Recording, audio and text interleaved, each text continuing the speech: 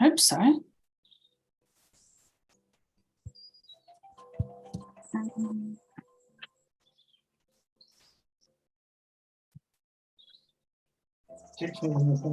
Yeah.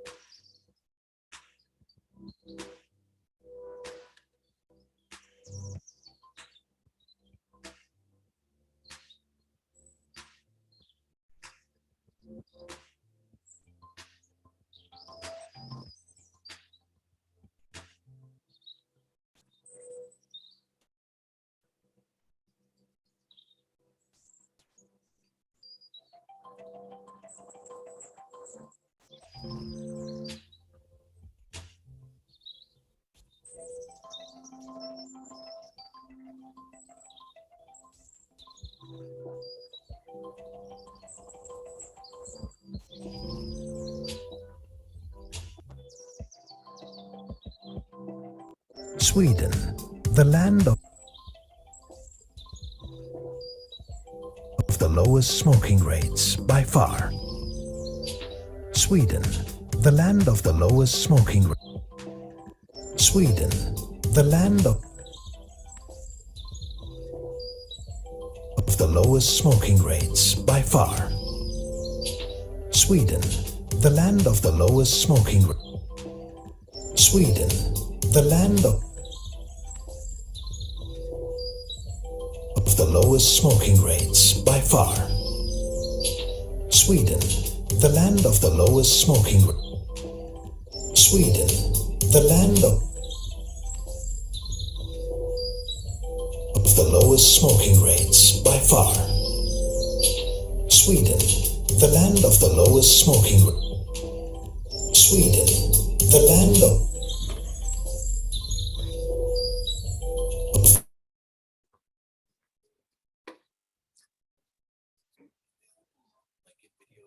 Yes, yeah, we'll share it.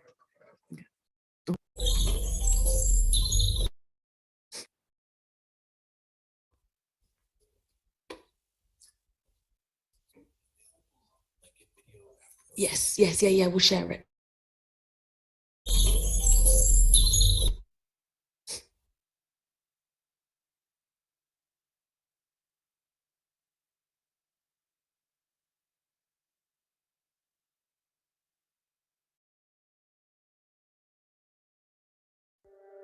Sweden, the land of the lowest smoking rates by far in all of Europe. So low that this year, in 2023, it is set to become, according to official criteria, smoke-free. It's a goal that the EU has asked its member states to achieve by 2040. Most are on track to miss this target, but Sweden will smash it by a staggering 17 years. The country's smoking rate just 15 years ago was more than 150% higher than it is today. The Swedes have shown us the way to be safer and healthier, just like they did when they not only invented the 3-point seatbelt, but donated it to every car manufacturer in the world for free. The seatbelt has saved well over 1 million lives since a Volvo engineer came up with the idea in 1959. Sweden's latest public health miracle could save 3.5 million lives in the next decade if we accept their latest gift to global public health. You see, the Swedes have now effectively wiped out cigarette smoking by developing a specific policy formula that makes alternatives more accessible, more acceptable, and more affordable than cigarettes to consumers. The results speak for themselves. Swedes have long used education, tobacco control measures and snus to keep smoking rates down. But the introduction of modern tobacco-free alternatives, vaping in 2015, and next-generation nicotine pouches, which followed in 2018, turbocharged the smoking decline. In the last decade, smoking rates in Sweden have fallen by an astonishing 55%. The rest of the EU smoking rates are, on average, 5 times higher than Sweden's, because they have a less supportive policy approach to cigarette alternatives. Compared to the rest of the European Union, Sweden has 44% fewer tobacco-related deaths, a cancer rate that is 41% lower, and 38% fewer deaths attributable to any cancer. If every other country in the EU followed Sweden's example, up to 3.5 million European early deaths would be prevented in just 1 decade. World-renowned public health experts agree.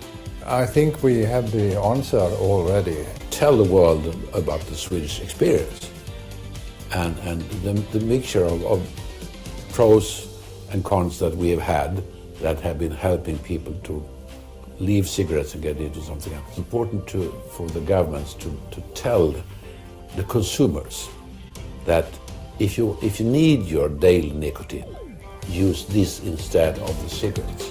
And this is Sweden's gift to global public health, and why the message to the world when it comes to smoking is quit like Sweden. Smoke-free Sweden 2023.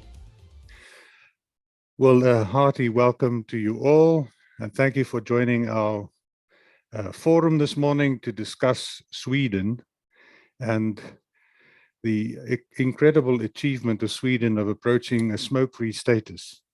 My name is Dilan Human. I'm a physician. I'm a long-time tobacco control advocate, and in the privileged position to be colleagues and friends with 3 of the giants in tobacco control over the last decades, and Professor Mariva Glover will be joining us online. I'll just quickly go through our program. We have a large online group attending this forum, so we have a video and some slides that we just want to show to provide the context for our meeting today. And then our panel discussion with Carl, Konstantinos, Anders, and Mariva will unpack what's actually happening in Sweden, which in many ways is like the best kept secret in public health. So that's why we want the forum, is to make sure that the rest of the world understands what Sweden is busy achieving. I just want to introduce you to our panel. Firstly, Anders Milton, who is a physician with extensive experience in tobacco control, and he's a social leader in Sweden, it's fair to say. He's led on public health matters, social matters in Sweden over many decades, and thank you so much, Anders, for joining us. Professor Carl Fagerström, our Swedish giant in oral nicotine especially. Many consider him to be the father of oral nicotine pouches, a research over many decades, and we are grateful that he is willing to share his experience and expertise. Then we have Dr. Mariva Glover, who is calling in from New Zealand. She's also been a giant in tobacco control, and especially in making tobacco control accessible to the minority groups and specifically the indigenous groups in New Zealand. So we will have Mariva online, and then we have Dr. Konstantinos Varselinos, very well known in tobacco harm reduction, a cardiologist, the most cited researcher in tobacco harm reduction, and an expert in nicotine itself. So Konstantinos, thank you so much for coming all the way from sunny Greece to sunny Sweden to share your to share your experience with us. So just to give you the context of why we are here and why you have received this report on smoke-free Sweden, and this is just the first part of an analysis of what's happened in Sweden, is number one, Sweden is becoming smoke-free. Now, in global health, we've used the raw definition of 5% smoking prevalence as going smoke-free. And Sweden is one of the first countries to actually achieve that. we see that as a huge public health achievement, and in a way, it's like a gift to the world, very much like the COVID pandemic that we've just gone through, where the vaccines were also seen as a gift. And today is to start unpacking the learnings from becoming smoke-free in Sweden. This graph summarizes basically what's happening between the EU and Sweden. Most EU countries have targeted 2040 as their goal to go tobacco-free or smoke-free. And you'll see that Sweden has, in many ways, already achieved that this year, which is 17 years in advance of the others. If you also look at the smoke-free trend in Sweden, where it's now at 5.6% of the adult population smoking, whereas in the rest of the EU, the average smoking prevalence is still 23%, still a quarter of population smoking. So one has to ask the question, how did the Swedes do it? And why is this not being shouted from the mouth, the whole hilltops, that this is a fantastic public health achievement? In most EU countries, you'll find that at least 1 in 3 people are still smoking cigarettes. So it's the most damaging, the most risky delivery system of nicotine. So what are the benefits that have been derived from the Swedish tobacco control model? At least every year, 3 to 3.4 thousand lives are saved because there's a prevention and control of combustible tobacco-related disease.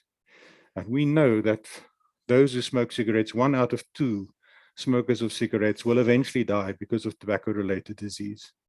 So if the EU had followed Sweden's example, we would have had so many lives saved.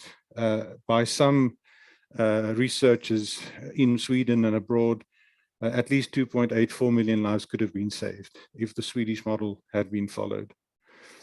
You would also see that compared to the rest of the EU, there are so many less, 44% fewer tobacco-related deaths, especially cancers. If you look at the cancers, that really tells a story. 41% lower cancer rates, and you have 38% less deaths by cancer. All of these slides will be made available on a website. We started a website so that this is completely open source, and its intent is to start the debate, get the conversation going on Sweden. If you also look at the number of smokers between the EU and Sweden, it's quite clear that there is a huge decrease in the number of cigarette smokers in Sweden. And then if you look at the type of delivery systems, the smoke-free delivery systems that have been used in Sweden, where in the early days it was mostly snus, you'll see that over the last 10 years, vaping products and oral nicotine pouches without tobacco have been used by Sweden to go smoke-free. So how can we help other countries to quit like Sweden? 2 main messages is, number 1, education. See what's worked here and see if it can be replicated elsewhere. And always in complementing and in addition to standard tobacco control measures. I think Sweden has been a signatory to the Framework Convention on Tobacco Control, and it's been an excellent exponent of this. And we would push both of them to show how Sweden has gone smoke-free. One last point on the products that have been made available in Sweden. It's too easy to say what it was all about snus in the early days of the Swedish tobacco control model. But in fact, what Sweden did was they embraced harm reduction as part of tobacco control, and they made available, accessible, and affordable those non-combustible or smoke-free products so that adult smokers of cigarettes could switch. So you would find that nicotine pouches, vapes, and even heated tobacco has played a role in that.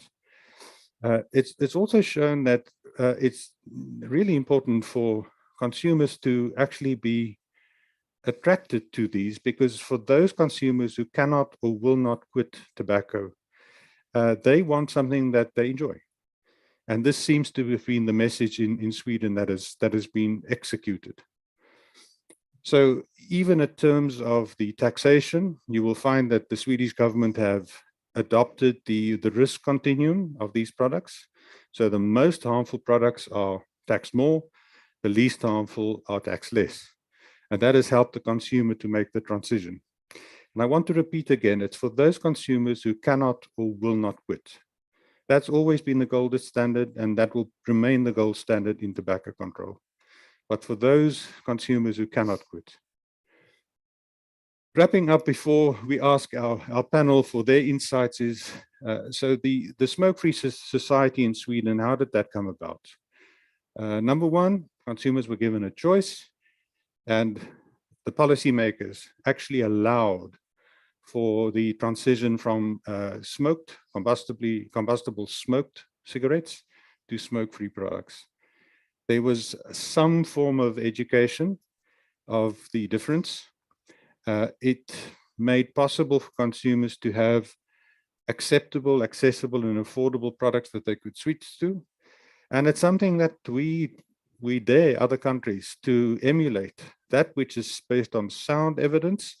And the Swedish experience is something that can help other countries. And we would hope that they would look at Sweden's public policy. They would look at the fundamental differentiation between smoke-free and smoked, the access to these smoke-free products, and the educational resources that have been made available.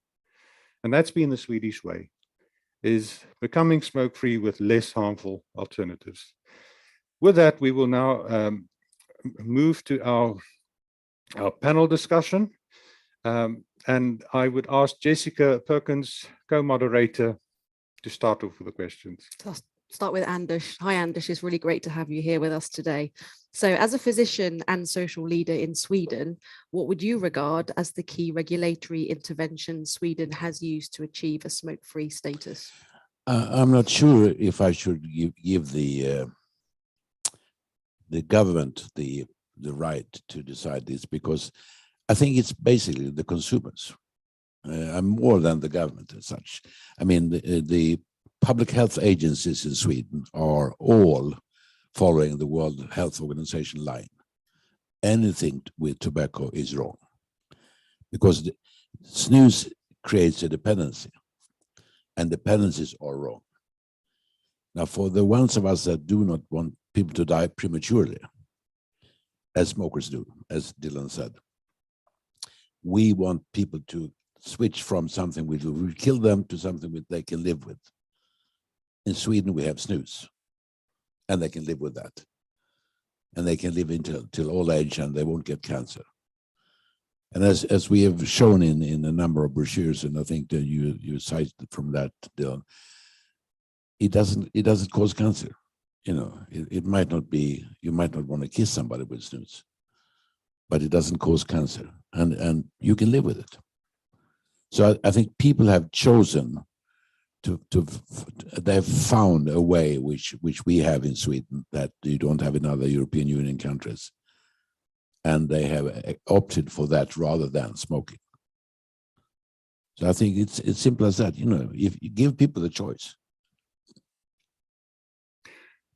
Carl, if I could ask you, you've been part of this journey for many decades, and especially in the early days, it was perhaps quite a challenge to persuade policymakers to understand the role of the smoke-free product vis-a-vis cigarettes. As a researcher and as a tobacco control leader, how did you do it? How did Sweden do it? Yes. I think I would like to start as far back as saying that Sweden was not part of any of the two world wars, right, which meant that smoking among men never went up as high in Sweden as in the countries that went to war and where cigarettes were freely and widely distributed. Mm-hmm. And that also meant that the old habit of using snus prevailed in some small pockets of the society. It was usually among farmers, miners, loggers. Yeah. And then in 1964, about. We start to know that tobacco is smoking cigarettes is causing lung cancer. The Swedish government reacted very quickly to set up a clearinghouse to inform about the harms of smoking. And we have a tobacco company at that time, and tobacco monopoly, I mean, it was a monopoly. And I do remember an ad which they put out was that because there was also this non-smokers concerns that I don't want to be exposed to your smoke. So the company Monopoly advertised that there are ways to enjoy tobacco without bothering others. And there was the student radicalism in the end of the 70s and 80s, and they wanted to look and behave like real farmers. So they also took up snus a little bit. And I think that was some of the reasons that snus did not become extinct, but rather had a revival. And there was also a finance minister in the government that was exposed to arguments from the health minister that now when we know that smoking is so harmful, we need to increase the tax on tobacco. And the finance minister said, not on snus. My constituency, because it was coming from a very farm characterized land and voters to him, not my constituency, my workers, they need to have something that they can be stimulated from and enjoy. So there was actually hiking up on cigarettes, but on snus. Later, that became more leveled off. This is not to say that the society at large was always behind or helping the development. I remember when I started out my interest here, I was a psychologist, I was a clinician, I saw smokers, I helped them. And of course, the majority you couldn't help. And with one patient particularly, they tried everything in and out. I wrote a letter to the Director General of the Public Health Institute. In such a case, could I recommend snus as a harm reduction? The answer I got back was, under no circumstances could you do that. So I think there is a bit of a story, and there is actually a little bit more to that also. Sweden is the nicotine country in the world, and by that I mean nicotine replacement was also invented in Sweden. Still, most of the nicotine replacement in the world is manufactured in Sweden. Nicotine pouches, the last ones, were developed in Sweden. And when snus was becoming normal, the cans being on the tables, etc., we should also know that Sweden had the highest penetration of nicotine replacement products, particularly the gum. So there were gum blisters and snus cans on the table, and that was kind of normal, and cigarette became less normal. So that was thanks what I had. Thank you. Yeah. Mariva? So Mariva's next. Welcome, Mariva. Hi, Mariva. Really great to see you again. So you have been a champion for harm reduction in New Zealand, and you especially deserve credit for your efforts to include Indigenous people and minority groups in public health. Some would say that to exclude adult smokers from smoke-free alternatives, if they cannot or will not quit smoking, actually amounts to discrimination. What can be learned from the Swedish example, and how can it be used in other parts of the world?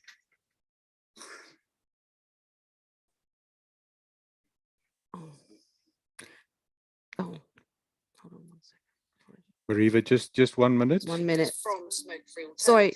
if they cannot or will not quit smoking. Sorry. Okay.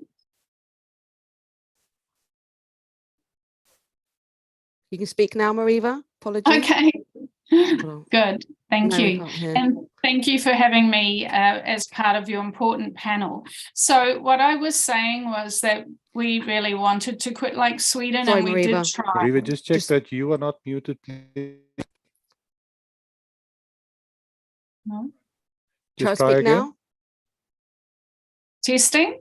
Yes, there we Yeah. go. Thank you, Maria. Okay. Thank you for having me as part of your important panel. And what I was starting to say was that we did want to quit like Sweden, and we did try. My mentor, Dr. Murray Logerson, lobbied for the acceptance of snus here, for it to be imported for sale. And then he started End Smoking NZ, and I joined that and became the chair and was chair for many years. We lobbied for that, and there was this belief in New Zealand that Swedish snus was illegal. And it wasn't until much later, when the heated tobacco products were introduced and that was taken to court, that we found out that a district court here at least said, no, the law only is specific to products that can be chewed. So chewing tobacco was illegal, but you don't chew snus. So it seemed that snus actually could have been imported and sold here legally for all that time that we'd lobbied for it.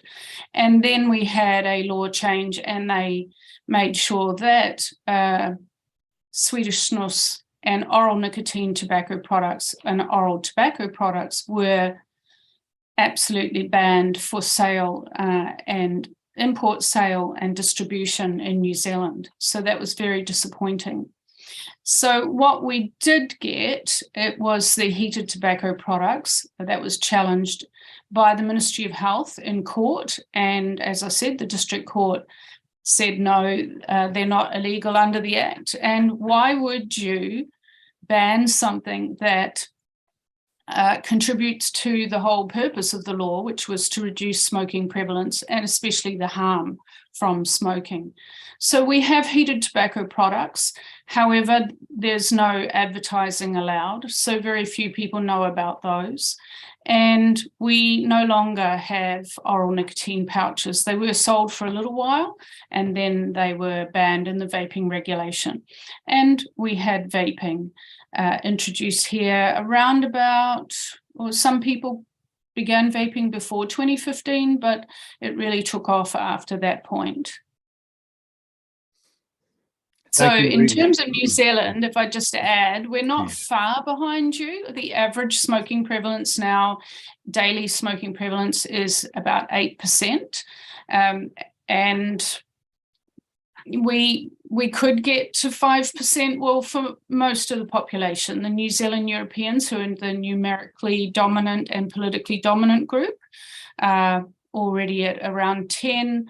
But unfortunately, the Indigenous people, Māori, are probably very similar to where Portugal and Belgium are in the EU at the moment.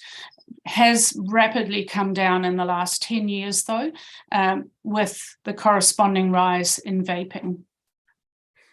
Mariva, thank you so much, and especially for staying awake in New Zealand to join us at this breakfast forum in Sweden. If we'll ask Konstantinos for his opening remarks, and then we'll have a panel discussion, if you wouldn't mind to stay on so that we could ask you some questions. Just one word on what Mariva has just said. It is heartening to see that there is a race going on to go smoke-free. And Sweden is leading that race, but New Zealand is not far behind. And to find out exactly what they have done with tobacco control and its new ways, its new harm reduction strategies to actually make true what the Framework Convention on Tobacco Control envisioned. It's also now a good moment to ask Konstantinos for his opening remarks. As I've mentioned, Konstantinos is remarkable in the sense that he was a smoker himself, and he's gone through the personal journey of trying to quit and then transitioning to combustion-free or smoke-free alternatives. And then he became a prodigious researcher. I think that his output was second to none, especially in the early years of the tobacco harm reduction revolution. So we pay respect to you, Konstantinos. And as you are here in Sweden, we'd like to hear what your insights are on Sweden, and then we'll have an open panel discussion with your questions. Thank you, Delon. To be honest, I've literally tried everything before knowing and being informed about harm reduction products. everything succeeded, but you understand that it succeeded for a very short period of time because I always relapsed. And that is one of the biggest problems with smoking cessation, the relapse rate, which is huge, especially in the first few months of an effort to quit. And what matters is the long-term smoking abstinence, not quitting for a couple of months, 3 months, 5 months, and then relapsing back and starting all over again. So to someone with no particular involvement in this field, it's not really hard and it's not very scientific. You don't need a lot of scientific knowledge to understand the big difference between smoking and all other harm reduction products. Of course, there is a risk continuum, as we say, between products, but we all understand and we know it for decades that smoking kills people because you are combusting, you are burning organic matter, and it wouldn't matter if it's tobacco or something else.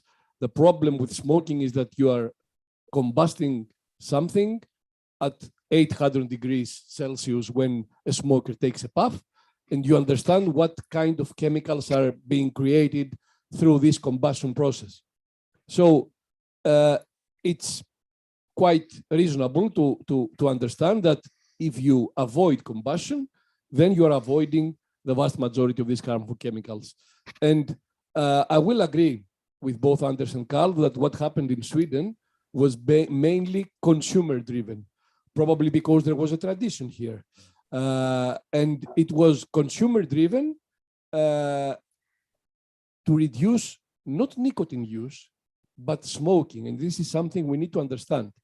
I don't know if the slide that I prepared is available and we can show it, because it is important that while we are discussing about the smoking rates that have gone so down in Sweden, that Sweden is now becoming free. It's on. This is not the case when you look at nicotine use.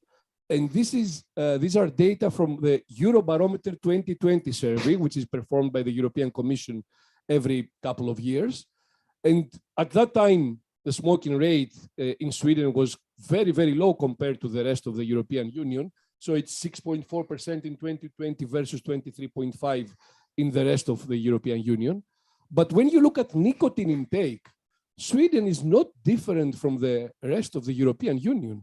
It's almost identical. So they managed to be smoke-free by substituting for cigarettes, using other products, other nicotine-containing products instead of cigarettes. They did not eliminate nicotine use. Is that important? Well, if you look at the death rates from cardiovascular disease, from lung cancer, from cancer in other organs, it's so low that it is perfectly clear that what matters is the left side of the bar chart, not the right side of the bar chart. Because if smoking and nicotine were equivalent, then you would have similar rates of smoking-related disease and death. But no, this is not happening. So I think this is a key message in order to understand that our enemy is smoking. It's not necessarily nicotine. Of course, we're not advocating nicotine use to anyone, but who is the enemy? The enemy is smoking. The enemy is using combustible tobacco products, whether it's cigarettes, cigars, pipe, whatever else you combust tobacco. This is the enemy. And the Swedish consumers have managed to realize and understand the difference. So they have maintained basically nicotine intake at quite a high level, similar to the rest of Europe, but they're not taking nicotine through smoking. And this is the big difference between Sweden and the rest of the European Union, where the vast majority of nicotine intake is through smoking. And I think that this is the message we can send. Yes, ideally, you should quit everything, don't use anything, but look at this case study of Sweden, a country which has not eliminated nicotine use, it has eliminated smoking, and that's a public health benefit for the population. Fantastic. I think this slide, if you could just, this will also be made available, but the fact that Konstantinos has pointed out that the total nicotine intake in Sweden is not dissimilar to the total nicotine intake in other EU countries. It's the delivery system that changed. and that has been allowed to be, the smoked or combustible cigarette has been allowed to be supplanted, replaced by smoke-free products. And that's a key message. If I may ask for Mariva to come back on. So we'll start with our panel discussion now. And Anders, if I could start with a Swedish question to you first. So the rest of the world know the Swedes as humble, very slow to do a victory lap, but very much, if you look at no, I mean, most of us live in parts of the world where we have IKEA and we've built IKEA furniture, and Ingvar Kamprad probably democratized furniture in the rest of the world. It's a Swedish invention. Seatbelts and Volvo, the same story. And in a sense, what we see here is a democratization of tobacco control in Sweden. Now, why do the Swedes get these things right, and why don't they go on a victory lap to celebrate this? Well, and I think the reason is that the public health agencies are following the World Health Organization rules, as it were. Anything related to tobacco consumption or consumption of nicotine is bad, regardless if it kills you or doesn't kill you. I mean, that's the official standpoint of the activist. What is the difference between those activists and myself? Well, the reason is that I don't want people to die prematurely. If we can save them, I think we should. There are 1 billion smokers in the world. 500 million of them will die due to smoking. And if we can help them by getting nicotine in a safer way, I think we should. I mean, I think that's my duty as a doctor, to help people. And I think that in Sweden, we are in a position where the people really have chosen. I mean, it's not as much authorities. Authorities have accepted it. But when Sweden had a referendum to become members of the European Union in 1994, the Swedish negotiators had made snus a part. You know, it was allowed in Sweden, but forbidden in the rest of the European Union. Otherwise, I think Swedish people would have voted no. It was 52-48. And I think they would have been, reverse side. So I think it's important to the Swedish health, to the Swedish image, and to the Swedish consumers to have snus. We have snus, the rest of Europe doesn't. So you have to find other ways of getting in consumption in a way, consumption of nicotine in a way that doesn't kill you. Thank you, Anders. And please, we invite our online audience, if they have any questions, to send it in. And Jessica will put the questions to the panel. Konstantinos. And then a question adding to to what Anders has just said. It seems that for some organizations, the fight against smoking, which in reality is a fight against tobacco and against nicotine, appears to be more of a moral battle discussing about ethics and judging behaviors, rather than a public health battle, which, as Anders said, and we are both physicians, is about health, disease, and death. So it seems that all the fight has been focused on the moral aspect of a behavior of using a substance, nicotine, or using tobacco in any form, instead of looking at smoking-related disease, smoking-related death, and whether nicotine intake through other forms of either tobacco or even non-tobacco products is associated with such disease and death. Well, the answer is very clear. We know for 40 years that it's not nicotine that kills smokers. And the issue is that as public health experts and as organizations involved in public health, is it important to discuss about the moral aspect of a behavior or to discuss about health harm? I think the answer is obvious. It's a rhetorical question. No one needs to think about the answer. It's not our job to judge the behavior of anyone. And we're not, philosophers involved in a debate about the ethics of behavior in a society. We are here to discuss about health harms, health risks, improvement in health risk, improvement in health.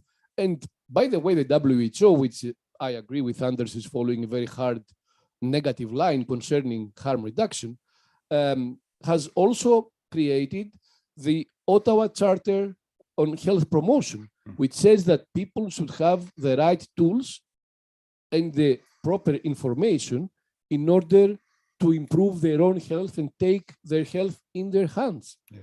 And they are not allowed to do that because they are constantly being influenced by a communication bombardment concerning the ethics of using nicotine, the ethics and the moral aspects of using any tobacco product without discussing the harms, and especially the relative harms, because we are addressing this information to people who already smoke, which means that they are already being using the most lethal form of nicotine intake. Konstantinos, that's an excellent segue into asking Mariva, who's been so instrumental in helping to empower consumers. So Mariva, you heard both Anders and Carl mentioning that consumers led the drive in Sweden to make available to them the information and eventually the smoke-free products that helped Sweden to come to this point where they are almost smoke-free. You've tried to do exactly the same in New Zealand. Are there any lessons in consumer empowerment that you can identify for other countries, both in Sweden and New Zealand, and what can other countries do to actually get the consumer voice heard, please? Thank you. It's definitely consumers have played an important role, as have some harm reduction advocates who are academics, researchers, and we have had some people on the inside of the Ministry of Health who listen to the research, listen to consumers, and listen to the harm reduction advocates who are also academics and researchers, and they weighed it up. And some of them, not all, and they changed jobs a lot, but the ones that focused, as Konstantinos was saying, on reducing the disease and the deaths, they could not ban this. It was clear that the consumers wanted to move to this. They were moving in large numbers, and then the evidence has just continued to come out, backing up the early adopters who took up vaping, and also those academics and researchers who looked at all of this, the research, the basic science, all of us here and others who said, yep, this could do it. And to be fair, we were late to the table. Consumers picked up vaping, consumers innovated and improved the product, and they began to set up vape shops. They began to set themselves up as manufacturers. It really was a groundswell, consumer-driven innovation, starting with Honlik, but then people who smoked all around the world got into the vaping industry. It wasn't the tobacco companies. They were even later than some of us academics and researchers who listened to the consumers and who sat for hours listening to them, listening to their stories, listening to them tell us about their health has improved, that they can hike again, they can go hiking. So it was all of us working together, talking together, and strategizing together. So I think that's a very important lesson. Thank you, Mariva. I especially enjoyed your point on the individual health benefits. Too often in tobacco control, the individual health benefits are underestimated. So an individual smoker who decides to either switch to a smoke-free or to quit, and the immediate health benefit to that individual, that's mostly underplayed. And it would be good if population health and individual health both recognized the harm reduction and harm reversal that could happen at an individual health level. Anders, and then I have a question for Carl, please. May I just say that I think it's important that the health authorities tell people the truth. Yeah. I mean, we should tell people what really matters. I think the British are a good example of that. I mean, of telling.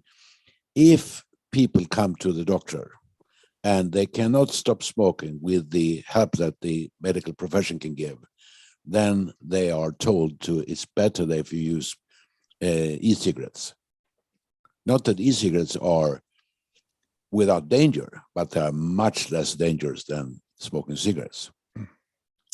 I would like, in Sweden, the authorities to say to people that if you cannot stop smoking with the help that healthcare can give you, try something else. Try something which we have in Sweden, snus. And tell people the real story. Because today, I mean, even if you talk in this country, if you ask people, average, if you ask them what the health risks with snus contra cigarettes, I mean, 50% do not know the difference, really. I mean, in this country. So, I mean, with all respect, I mean, it's very important that the authorities tells things as it is. Thank you, Anders. Carl, just moving on to your statement that you made earlier, that Sweden is in many ways, the nicotine capital of the world. Like the US has Silicon Valley, Sweden has a nicotine valley, and that this was the origin for most of the nicotine replacement therapies. So a very important question is, if the Swedish model is not pursued, what is the alternative? And most of us have been in tobacco control for many years. And the official WHO policy is to encourage all of their member states, their individual health practitioners, to get their adult smokers to quit. And they quit by using nicotine replacement therapy, psychosocial therapy or psychosocial support. And you basically want smokers just to quit. And in many cases, we say you either quit or you die. And it seems like such a wonderful opportunity is lost, that the smoke-free nicotine alternatives are not openly, as Anders has now said, openly discussed and openly propagated for those adult smokers who cannot or will not quit. So Carl, you've been here from the beginning when nicotine started. Why do you think that the proposed quitting method is not working, and why in Sweden it has worked to actually make available a range of smoke-free nicotine alternatives? When we come, then I think I need to point at two physicians from the University of Lund. They were actually the inventors of nicotine replacement. These were two lung physicians, and they were interested in studying lungs under a different atmospheric pressure. So they went to submarine crews where smoking was forbidden for safety reasons, and they saw that some actually used snus, 20-year-old boys, which was not very normal. It was old loggers, miners, and farmers. So why do you use snus? Yeah, we are not allowed to smoke. Aha. These doctors smoke themselves, and then Herevka. Maybe if one could give them nicotine instead in a safer form instead of smoking, that could be a smoking cessation method. So these doctors wrote a letter to a Swedish pharmaceutical company where the research director was a heavy smoker and had a wife that hated his smoking. Yeah? So this is all the important things you see that picks up.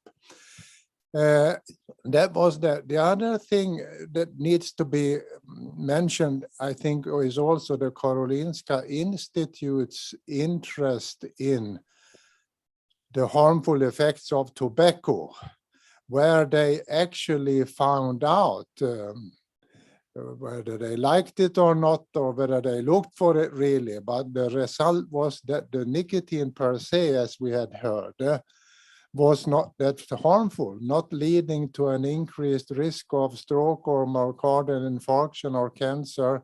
Maybe if you had an infarction or a stroke, the consequences would be a little bit more severe if you were using snus. So that laid the foundation that we could understand that if we do not burn the nicotine and tobacco, there is a different ball game. What will happen here? It has been mentioned, and I wholeheartedly agree, this is a moral issue for many. It's a very moral issue. And I think many believe in a drug-free society. We don't need any tobacco at all. We don't need nicotine, of course. So there will be a fight to eradicate nicotine and tobacco. And in some time, we will have countries that have banned all alternatives to nicotine. And we will have some countries that has been open to alternatives of nicotine. And we will be able to see not only the prevalences of smoking, but we will also be able to see what is more important than the prevalence of smoking, that is how the harms it is causing, of course. We are not usually so interested in the dependence effect producing effects of caffeine, since it isn't that harmful. So why does it really matter? So I think this moral issue will be at some time, 15, 20, 25 years in the future, it be evident where we see that the epidemiology between different countries is so huge that everyone will agree that we have to do something, and we don't live in a paradise and a completely drug-free world. Thank you for that pragmatic statement, Carl. Some questions from online and from the audience. Please, sir, just your name and then just who of the panelists you would like to address, please. Yes, my name is Frederick Linden. I'm from My Data Sweden, not-for-profit organization dealing in data rather than, so we can be anywhere. My question is, if we take this great example now of Sweden and we couple that to the implementation of ICD-11 and a healthcare protocol to really get to this problem. You, Carl, you said you couldn't prescribe snus. They wouldn't let you. But if we really take this seriously and do a systematic approach somewhere between consumer and patient, because I think this is where we meet, or the markets meet. And we need the healthcare professionals to make sure to help out in finding a good direction for any patient to, improve quality or DALY or whatever end result we're looking at. But if we take the opportunity of ICD-11 and this fact that we're so close to achieving it, do you think that's a possibility to explore? Carl and Konstantinos. This is very important, but what you need to do, and I think this should be the norm, is to have a very accurate recording of the patterns of smoking and other nicotine product use status of consumers, of patients. Usually, we're not seeing a very careful recording of these behavioral patterns among healthcare professionals. They don't pay a lot of attention to smoking, despite being the norm to write if someone is a smoker or not. Saying that, yes, I smoke, or no, I don't smoke is not enough. You need to look at the duration of smoking, the consumption of smoking, because they both play a role in smoking-related disease. We know that smoking-related disease does not happen shortly after smoking initiation. It takes years. We know that people who quit smoking still have a much higher risk of smoking-related disease for a long period of time, from 5-10 years for cardiovascular disease and up to 15 years for cancer. So unless we have a very accurate recording of current and past smoking and nicotine use status, it's going to be very difficult to exploit this data and have meaningful results. So I always advise people that they should record all patterns of nicotine use in the most accurate way, including frequency of consumption and amount of consumption, of course, meaning duration, number of cigarettes or other products. So this is very important, especially for data analytics companies. That's crucial because it's not as simple as recording, are you a smoker? Yes, no. That's not enough. Carl, if you wanted to add to that, and if as you take the microphone, just for our audience, the ICD-10 is the International Classification of Disease. 11. International Classification of Disease, and a way in which member states of the WHO use to classify the disease that are, amongst others, tobacco related, and the need to be absolutely precise. And as you know, there has been some really big mistakes made over the last couple of years. If you take the EVALI, which was a misnomer, it had nothing to do with vaping products at all, but was still in a way linked to a disease of the lung. So your point is well taken and well appreciated. Thank you. Carl, if you wanted to add. No, I'm afraid I wasn't very good in distilling the question to me there. Can you repeat it, please? So taking the opportunity that we're looking at the Swedish smoke-free, being smoke-free now, sorry. Taking the opportunity of the good stats currently and the good understanding of what we can and should not do, connecting that to the implementation, a good implementation of ICD-11, and connecting that to healthcare protocols to improve outcomes or whatever we're measuring. Should we, is ICD-11 as it's currently denominated, put out there around the area of nicotine use, is it well formulated, and should we connect that to the current? I'm not a physician, so I can say that I don't believe this is a thing in the relationship between the consumer and the physician. The smokers don't see themselves as physicians. They don't normally go to physicians for help, and also the classifications of the disorder. Of course, you have to do it for each patient. You have to, this is important data in the health record. But when it comes to change the habits of the population from smoking to something else, this is much more consumer driven and relatively independent of ICD-11 or any other classification system. Thanks. May I just say that I mean, obviously, as you know from the statistics, Sweden has the lowest incidence of lung cancer in the European Union. Apart from the fact that we use tobacco or nicotine in the same way as the rest of Europe, as Konstantinos showed. Now, we have the lowest incidence of lung cancer in Europe.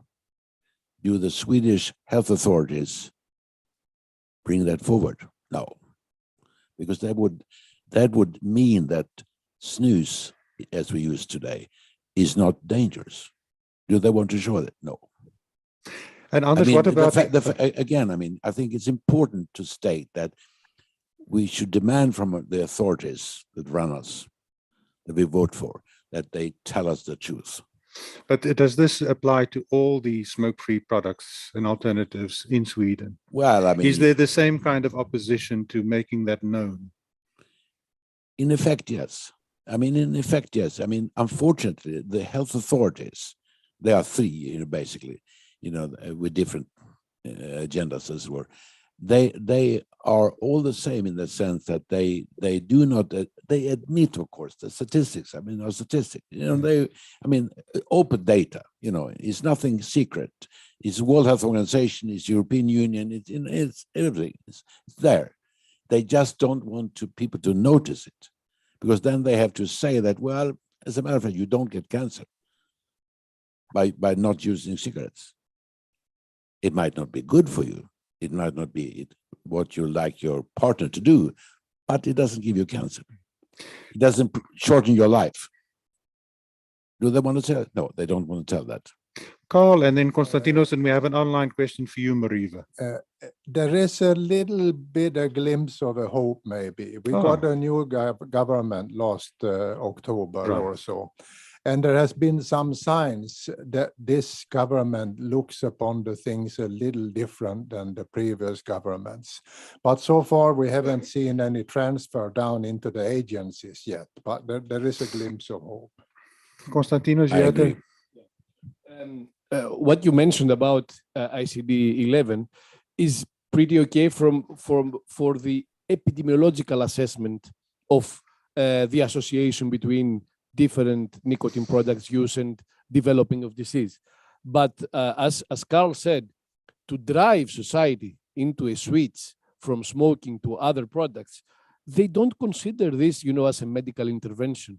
Switching to a lower risk nicotine product is considered by smokers a lifestyle change, not a medical treatment, not even a medical problem that needs to be treated. And that's why, and it's not only Sweden, it's been happening globally. That's why people, smokers, are not very willing to go to a physician and be prescribed medications. That's a global phenomenon. That's happening even in countries where all the expenses are being fully subsidized by the state. For example, in the UK, you can have free access to a smoking cessation center. You can even get medications for free, but people don't want to go there because they consider smoking not a disease, as the WHO has classified it, but as a bad lifestyle choice, a bad habit, and they need to change their lifestyle, change their way of life in order to make a switch to a different product. They don't consider it a disease that needs to be treated by a physician. That's why, from an epidemiological perspective, looking at the associations between products and disease, yes, it's fine, but not as something that is going to provide motivation to the society to switch, and I mean the smoking society, unless the authorities are perfectly honest and communicate honestly all the findings instead of, admitting them, but trying to hide them at the same time. Please. So it's a general question. So somebody's asking, is the Swedish module or example available for download to act as a guideline for other countries? So for the benefit of our audience, we are going to have a few assets available. So one is a very comprehensive and concise, high quality report about Sweden and a fact sheet amongst some other assets as well, which we're going to share on tobaccoharmreduction.net, and also the Smoke Free Sweden Twitter page and website, which will make that clear on our Twitter page where you can access those assets. I'm glad you mentioned that, Jessica, because we'd like to have this as a start of a conversation.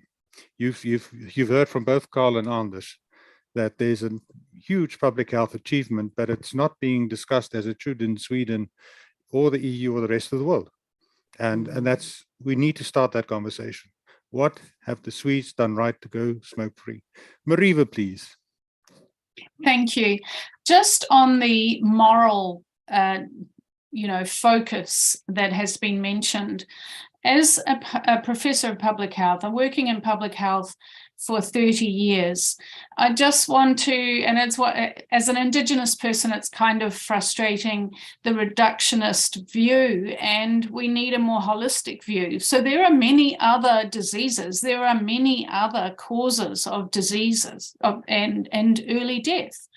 And when you put up the figure at the beginning of this forum of how many people, how many lives could have been saved in those other countries, if tobacco control globally continues the focus and the path that they're going down, continues to lobby for only smoking and then now vaping and other risk-reduced products to be targeted, and continues to lobby government for funding for those, there is an opportunity cost.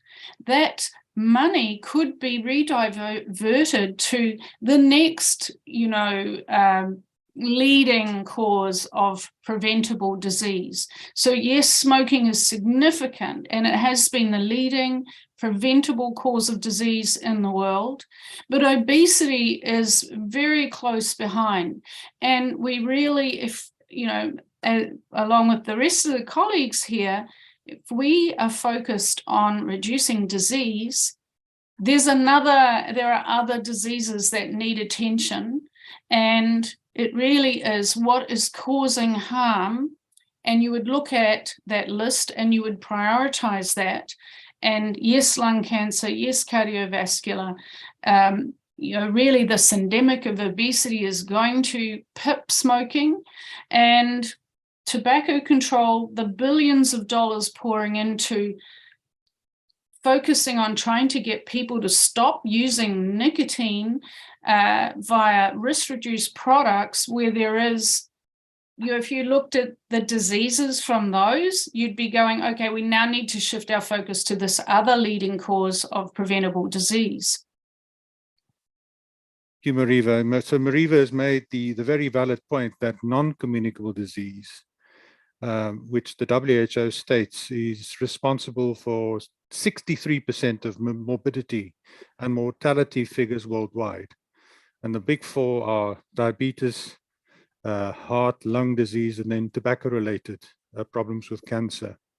So those big diseases basically kill the majority of people worldwide.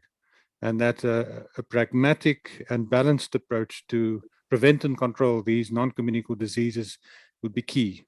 But we know obviously that tobacco, and specifically cigarettes, they are linked to 80% of the NCDs. So that's why this is a good place to start, that as part of a balanced portfolio of public health measures. We are privileged to have some consumer leaders here. So Thomas, your question, please. Thomas, and then we have Atakan Befrits as well. Just your name and then the question, please, Thomas. Hello, I'm Thomas Hammargren. We've been talking about education and the importance of education in this space.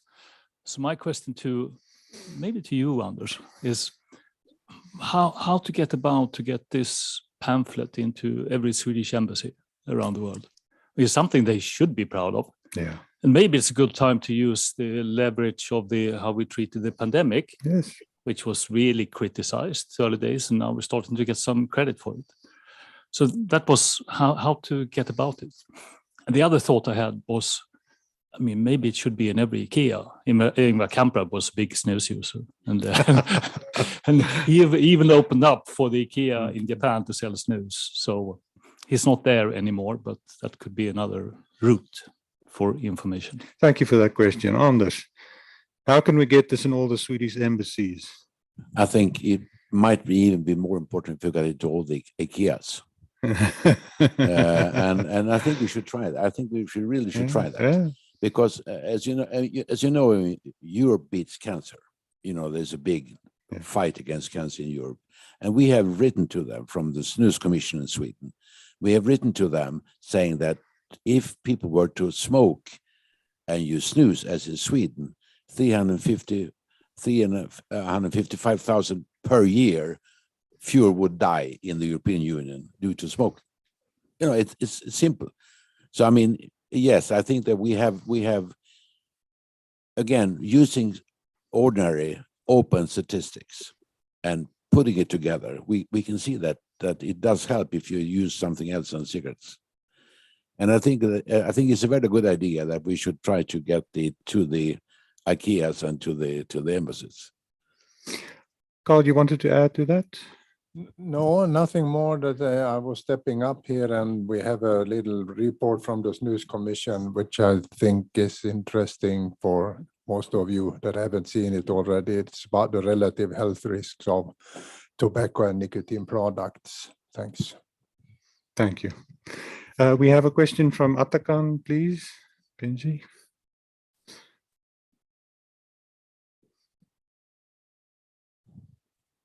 So Atakan Befrits from Swedish Civil Society. I had two, one short one and a longer one. The first one is basically in Sweden, we have larger civil societies like the Cancer Foundation, Lung Heart Foundation, but also patient organizations like Lungcancerfonden stödet, for example, they represent stage 4 lung cancer patients, multiple myocardial infarction patients, and they refuse to even discuss the possibility of endorsing even in some cases, reduced risk products of whatever kind to their patients. And to us, that's just insane, basically. And that's a question for the Swedish panel, if they think there's something we can do about that, start in that end, because they are powerful and they are, like we are, rights holders for better products, better care, or lower, best attainable standard of mental and physical health. Do you want to include your second question as well? Too long. Okay, so this is a key question. We know that health professionals and health professional associations are key in endorsing the view to patients and consumers of what products are more harmful, what products are less harmful, especially for those consumers who cannot quit. So Anders, I'd like to hear your view. How can we get them to understand and propagate proper science and policy? I think it's an uphill battle. On the other hand, the present president of the Cancer Union in Sweden was he was Minister of Health in a government earlier on. And at that time, as a Minister of Health, he wrote to the European Union saying that snus is a good thing compared to cigarettes. Now, the question we are asking him today is, does he feel the same way today? Because in that case, the Cancer Foundation will have to change its policies. But Anders, just fair to say, so all the smoke-free category of products are available in Sweden today. So would you extend that to all the categories of smoke-free nicotine? Well, yes, I think that if you use tobacco and you leave the cigarettes and use something else, you're better off. Yeah. Much better off. And it's just that we have. I mean, people have been using snus for decades or 100 years, something like that. And there's a lot of research being done on snus, more than on, because you have used it longer time. So that's why we know more about that. But I mean, again, as you say, if people use something else than cigarettes, it's better. Smoke-free nicotine alternatives, basically. Obviously. And again, I think that the British authorities, I mean, the British Public Health England, the Royal College of Physicians, etc., would then say that if you cannot stop smoking ordinary cigarettes with the help that you get from the healthcare, then you should move and choose something else. In their case, e-cigarettes. I think we saw the experience in the UK, where initially most of scientists were against alternative nicotine products. And I'm talking about electronic cigarettes because that's what was available at that time in the UK. But what initiated the shift among the scientific community also in the UK was a couple of organizations, basically Public Health England and maybe the Royal College of Physicians, who wrote some reports and insisted that electronic cigarettes are by far less harmful than smoking. Initially, the British Medical Association and several scientific societies in the UK were also against electronic cigarettes. But over time, and through the insistence from Public Health England and the Royal College of Physicians, they were convinced and they completely changed their stance. And they now support electronic cigarettes as an alternative to smoking for those who cannot or are not willing to quit with currently approved methods.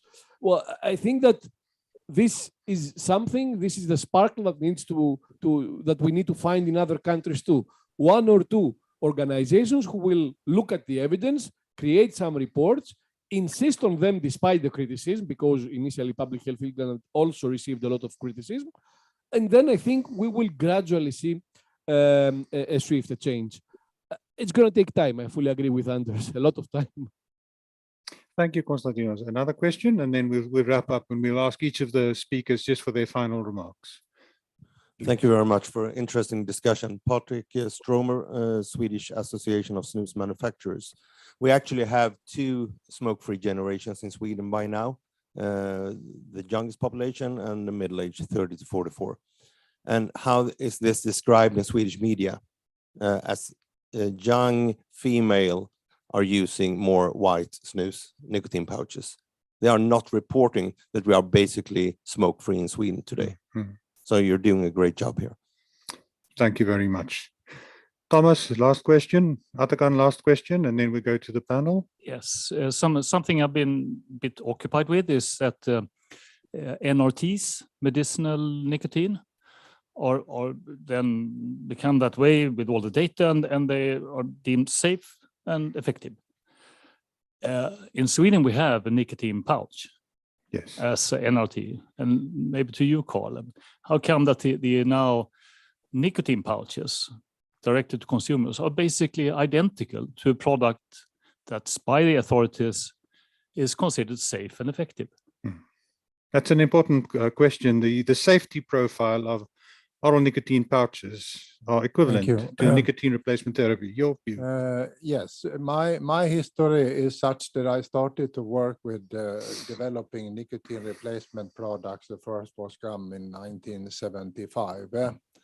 And did that for a good number of years, realizing that we were not harvesting the full potential. The products were not funny.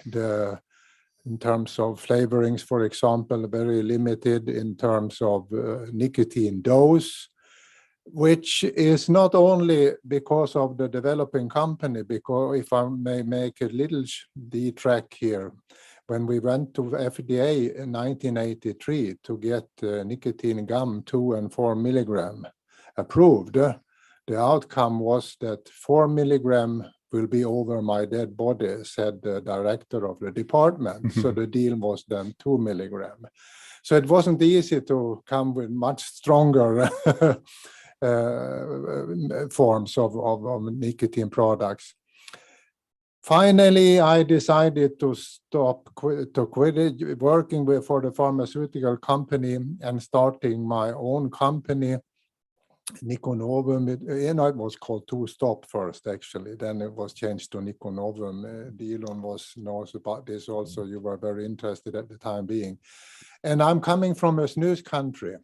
People using gum on the lozenge was complaining about the burning effects, and it didn't taste well, and something untoward things in the back of the throat, etc. Then I know that Swedes, when they put it up here, they can absorb good doses of nicotine. So why not develop a nicotine replacement form like that? It was never thought about as it could be consumer free until the tobacco directives where the e-cigarettes became free. Then the nicotine pouches can be free of prescription also. So again, but the dose was fairly low there also, 2 and 4 milligram, and the pouches that we see today are very similar in terms of ingredients. There is the nicotine carrier, which is usually some kind of crystalline.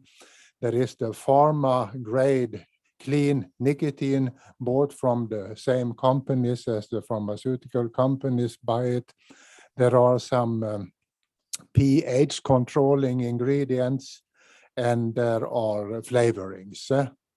But thanks to the tobacco directive that went through the European Union with the e-cigarettes being approved, so also these products can be. And I don't think the e-cigarettes have gotten the decision and the ruling that they got had there not been e-cigarette users outside the parliament in Brussels. Yes. And I think consumer support groups can be extremely important, but we don't see them because don't know, do they feel ashamed or what is the trouble? But I think there is an untapped resource there. We've come to the end of the session. Atakan, you had one more question, and perhaps it's fitting that a consumer leader has the last question, and then we ask the speakers to wrap up. Okay, so Atakan Befritz again from Global Civil Society for Reduced Risk Products. We have just ascertained, and this could just as well have been nicotine pouches and not snus, but we have just ascertained that 27 private individuals in Italy have just been hit with a €30,000 fine for private imports of snus products from outside the EU. So the total weight for all 27 seizures was under 7 kilograms. And that equates to 27 times 30,000 euro in fines. Okay. And people who use these products are generally, from marginalized populations or young people. That is Turkish guy, one of them who's in university, he's going to have his future trashed. Okay, Atakan, I think so. That's to the point of accessibility to smoke-free alternatives. I'd like to ask Mariva first, perhaps just to give her closing remarks now that we've gone through the Swedish model. Any last thoughts from you, please, Mariva? Well, thank you. It's been an honour to join you to talk about this, and very exciting to see that you will be reaching 5% very soon. And I hope that New Zealand won't be too far behind. I wish that marginalised groups, especially the poorest people in New Zealand and Māori, who are still, as I said, sitting around the same level as Portugal and Belgium in the EU, they will be left behind. And as with our new law, things are going to get tougher. As Atakan was saying, people are going to be harmed by the policies that are being brought in now. The neo-prohibitionist policies will do more harm. The robberies, the black market is taking off in New Zealand. We are an island in the Pacific, large country, the size of Japan, and there's a lot of illicit tobacco coming in now. The cap on nicotine in products, in the smoked tobacco products, is going to lead to some, innovative ways that consumers will find to put nicotine back in. We really don't know, because that's going to be known as, I guess, the New Zealand experiment. But I don't think it's going to be as positive as the Swedish experiment has been.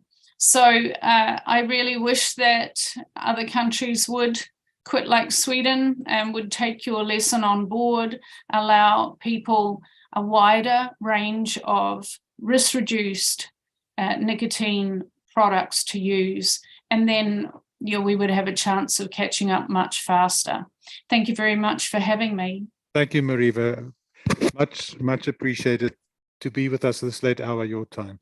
Konstantinos, your last remarks, please. As we've said, and I fully agree with both Anders and Carl, this has been a consumer-initiated and consumer-driven revolution, both in Sweden and in many other countries where harm reduction products have made an impact. But the big problem is, and the big issue is whether the authorities, whether it's the regulatory authorities, I mean the politicians, or the public health and scientific authorities, allow the consumers to make this consumer-initiated revolution, or create hurdles to prevent them from doing that. And we've seen some countries which have created amazing hurdles in this drive, this switch to alternative products. For example, thankfully not Sweden, but for example, in India, basically low and middle income country, with a huge problem of not only smoking, but oral use of very harmful, very carcinogenic products.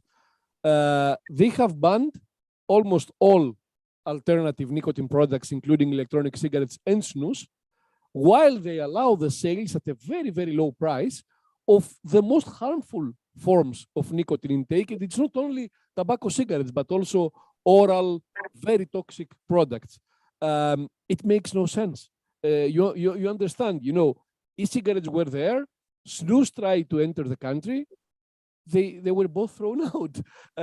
In Sweden, yes, the authorities, I agree, they don't endorse these alternative products, and they don't even want to advertise the miracle that is happening in Sweden, which is unique within the EU, becoming a smoke-free country.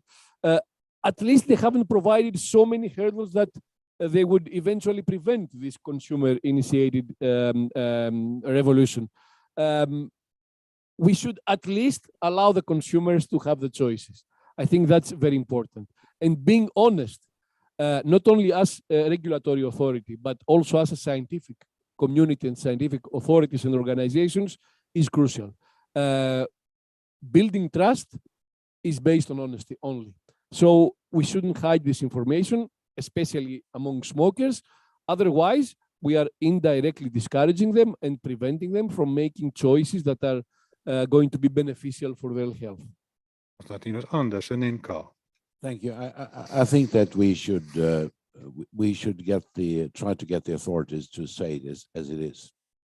You know, be honest with the statistics. And I think, Patrick, what you're telling about the female smoking, I mean, there's basically zero now, and they're using snus instead in this country.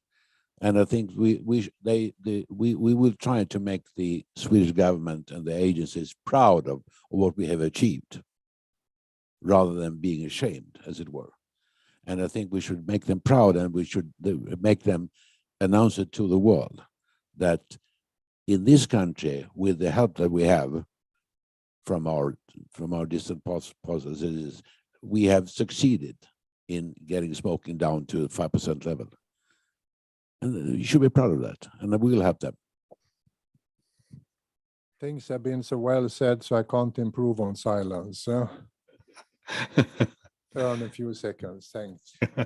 Thank you, Carl. So I'd like to thank our four speakers for their tremendous insights, and applaud Sweden for almost achieving what global public health has set as the mission statement, and that's to go smoke-free by 2040. And for Sweden to have already achieved a smoking prevalence of 5.6%, I think we should all sit up, take notice, be honest with all stakeholders, especially consumers. Know that, as we've heard, bans would lead to illicit trade and unregulated use of products. Whereas if we give the consumers and patients the right information, number one, as WHO has put it, the gold standard is still you want to empower and help consumers to quit smoking and nicotine altogether. That's the gold standard. But we know, as Carl put it, we don't live in a dream world. There are still 1.1 billion users of nicotine. But as we now have seen in Sweden, nicotine use is on par with the rest of the EU. But somehow the Swedes have managed to give their consumers the choice to switch to smoke-free nicotine alternatives. And if you just look at the statistics, then really the argument is over. If you look at Sweden and you see the rate of cancers, if you see the rate of tobacco-related death, then there is no argument. And in our book, the world should sit up, take notice, learn, do research, and start the conversation so that this is not the best kept secret in public health, but that in fact Sweden is used as the case study and as the best practice in going smoke-free. We salute Sweden and all the Swedish people. We will be using your furniture, your motor vehicles, and hopefully in future we will also be using your tobacco control methods. Thank you very much for joining us for the session. We invite you to some coffee and snacks outside, and to speak to these wonderful panelists, and looking forward to continue this drive of smoke-free freedom. We remind you that there'll be a website, and all of these fact sheets, reports are there to have a conversation about. Thank you very much for coming.